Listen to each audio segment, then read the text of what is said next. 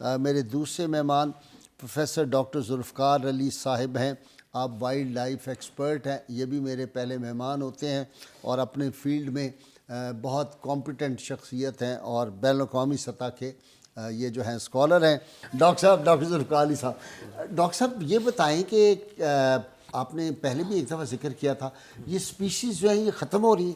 انسان جو ہے وہ بیلنس جو ہے کائنات کا, اس کا بیڑا غرق کر رہا ہے یہ ہاؤسنگ کالونیاں بنا بنا کے, اور جو ہے ہمارے جو لہلاتے جو باغ تھے, ہمارے جتنے نخلستان تھے, ہماری جتنی فصلیں تھیں, وہاں پہ سریا اور سیمنٹ کو بھر دیا ہے, بیڑا غرق کر دیا. تو واقعی یہ ختم ہو رہی ہیں جنس؟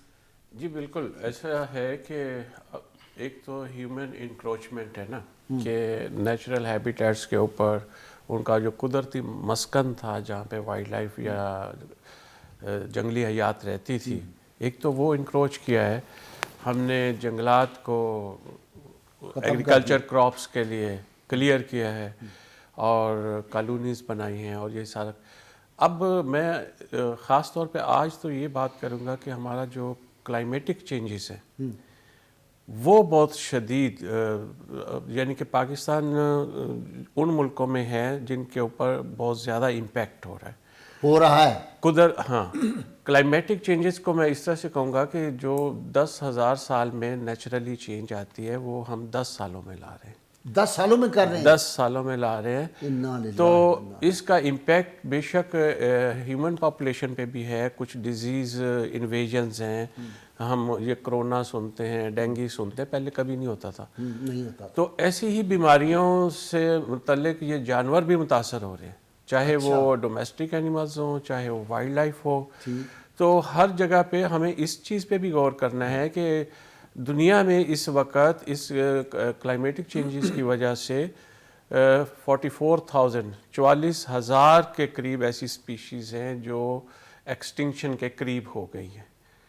تو ہمیں ان کا بھی خیال رکھنا ہے. اور یہ گلوبل پراپرٹی ہے. ہم یہ نہیں کہتے کہ یہ جو پاکستان میں رہنے والے جو جنگلی حیات ہے وہ صرف پاکستان کی ہے.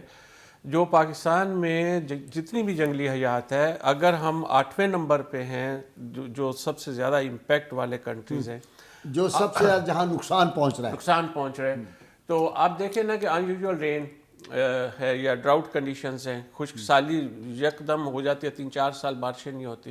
یا ابھی آپ گوادر کی سچویشن دیکھیں تو انیوژول رین اس طرح فروری میں نہیں ہوتا کہ فلڈنگ جو ہے, اور بلوچستان میں. تو وہاں پہ اگر انسان متاثر ہوئے ہیں تو جنگلی حیات بھی متاثر ہوئی ہے. ڈاکٹر صاحب یہ جو جیل میں پرسوں آیا ہے ایک پتہ نہیں بابرولا کیا اس میں کہتے ہیں, وہ اڑ گئی, چھتیں اڑ گئی within few minutes. اور یہ انیوژول پیٹرنز ہیں, ویدر کے پیٹرنز انیوژول ہیں, اور یہ چینجز جو ہیں پاکستان میں آپ بہت زیادہ دیکھ رہے ہیں. اور ہمیں تو یہ چاہیے کہ ہم بے شک اس جو ساؤتھ ایشین کنٹریز ہیں یا ایکویٹر کے قریب یا ٹراپیکل کنٹریز ہیں, ان کے اندر سپیشیز جو متاثر ہو رہی ہیں وہ بہت زیادہ ہیں. ان کی پاپولیشن ٹوٹل ایکسٹنکشن کے قریب پہنچ چکی ہے. آبی حیات بھی ختم ہو رہی ہے, آبی حیات بھی ختم ہو رہی ہے. سمندروں کے اندر وہ کالونیاں بنا رہے ہیں. ہاں, آپ دیکھیں کہ ایک دفعہ زنگی ناور جو جھیل ہے بلوچستان میں وہ خشک ہو گئی. اچھا. تو وہ مائگریٹری روٹ میں آتی ہے پرندوں کے. تو وہاں پہ پرندے ہزاروں کی تعداد میں وہاں پہ سٹاپ اوور کرتے تھے, قدرتی طور پہ پانی لیتے تھے, خوراک لیتے تھے اور آگے چلے جاتے تھے اگلے روٹ. تو جب وہ خشک ہو گئی تو وہ پرندے بیچارے لوگوں کے گھروں میں داخل ہو گئے اور بالکل ان کو پتہ نہیں چل رہا تھا کہ کیا کریں. تو ہمیں یہ کلائمیٹک چینجز کے ساتھ ساتھ, جیسے ہمارے یہاں سموگ, اب تو سموگ کا ایشو ہے, تو اس وقت پرندوں کو بھی نہیں پتہ چل رہا تھا کہ خوراک کہاں پہ موجود ہے. اچھا. تو ہمیں اب یہ بھی خیال, سموگ میں ان کو نظر نہیں آ رہا تھا. ہم تو کہتے ہیں نا کہ ہمیں گرمیوں میں کچھ پانی رکھ لینا چاہیے, کچھ ایسا کر لینا چاہیے.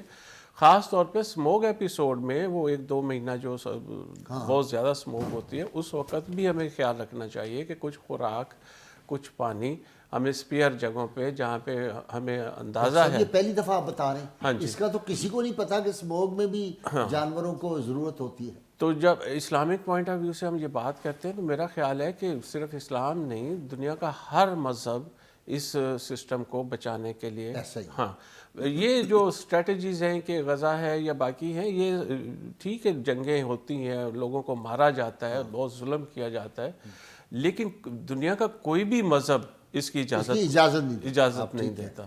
چاہے کرسچینٹی ہے، ہندو مانتے ہیں، جین مانتے ہیں، سکھ ہیں اور باقی جتنے بھی مذاہب جن کو مذاہب گنا جاتا ہے، جو خدا کو نہیں بھی مانتے ان کی بھی اگر آپ قوانین اور لا پڑھیں تو کسی جانور کو حشرات الارض و سام کو بھی نہیں مارتے، لیکن برما میں بندے مسلمان مارتے رہے.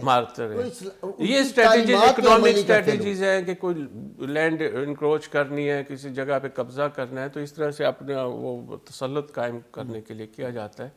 لیکن وائلڈ لائف کا خیال ہمیشہ ہر مذہب میں، ہر دین میں، ہر جگہ پہ موجود ہے. کتنی ایکسٹینشن ہو گئی ہے، کتنے پرندے ختم ہوئے ہیں پاکستان میں بتائیے، باہر کی ریشو بتائیے کیا ہے. کتنے مطلب ہرن جو ہیں ہم نے مار مار کے ختم کر دیے، جتنے چولستان میں تھے فارغ کر دیا ہم نے.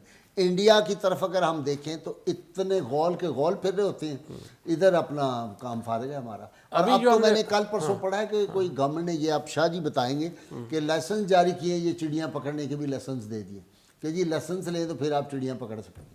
جی نہیں یہ بہت غلط ہے. پاکستان میں آپ دیکھیں جی کوئی 700 کے قریب برڈز کی مختلف اقسام ہیں اور 174 میمل ہیں ڈفرینٹ، جس میں آپ وہ کہتے ہیں ہرن وغیرہ بھی ہیں اور یہ سارے. اور ہماری ایک بہت بڑی کانفرنس ہوئی جس میں ساری ملک کے ایکسپرٹس موجود تھے، IUCN نے اس کو آرگنائز کیا تھا. تو ہم نے دیکھا کہ نیچرلی جن ایریاز میں ہم سمجھتے تھے کہ وائلڈ لائف بہت زیادہ موجود ہے، وہاں پہ تقریباً جو رپورٹس آئیں تو وہ آلموسٹ 70% ایکسٹنکشن ہو چکی ہے، لوکلائزڈ ایکسٹنکشن ہو چکی ہے. اب وہ وہاں پہ نظر نہیں آتے. کچھ اسپیشیز ایسی ہیں جن کو پریویلنگ سچویشن ملی ہے، جیسے گاربیج فیڈر ہیں، مطلب جیسے جیسے ہم گند پھیلاتے ہیں تو وہ گاربیج پہ فیڈ کرتے ہیں. تو اس طرح کی کچھ اسپیشیز جیسے کوے ہیں، چیلے ہیں، یہ ہمیں بہتات ہو گئی ہے. لیکن ویرائٹی یہ چیلے بھی تو ختم ہو رہے ہیں، چیلیں بھی ختم ہو رہی ہیں اب. چیلیں اس لیے ختم ہو رہی ہیں کہ کوئی نہ کوئی ڈیزیز فیکٹر ہے. اچھا ہاں وہ مطلب ہاں وہ اگر حالانکہ یہ تو ڈیزیزز ختم کرتی تھی یہ وہ ہاں یہ خاص طور پہ یہ جو آپ نے دفنانے کا وہ کانسیپٹ جو ہے نا اسلام میں، وہ اس لیے بھی تھا کہ جب انسان یا جانور مر جاتا ہے تو اس سے بہت ساری بیماریاں، جس بیماری سے بھی وہ مرا ہے وہ جراثیم کہیں اور نہ پھیلیں.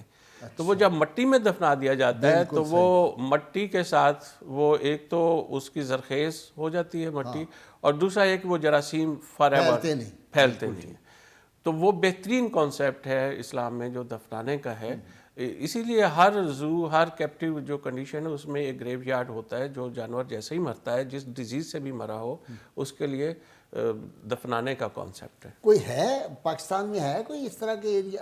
ابھی جو ڈیولپمنٹ ہو رہی ہے کہ جیسے ہم زو سفاری یا لاہور زو یا کیپٹیو پنجاب میں خاص طور پہ 16 ایسی ہیں جگہیں جہاں پہ کیپٹیو وائلڈ لائف کو ہم نے رکھا ہوا ہے اور بریڈ کروا رہے ہیں.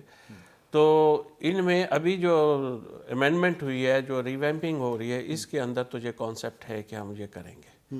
لیکن اس سے پہلے بھی لاہور زو میں بھی جو جانور مرتا تھا ہم اس کو دفناتے تھے. اچھا دفناتے ہاں اور کوئی صورتحال نہیں تھی. تو ہم ان نامز کے اوپر آلریڈی ہیں.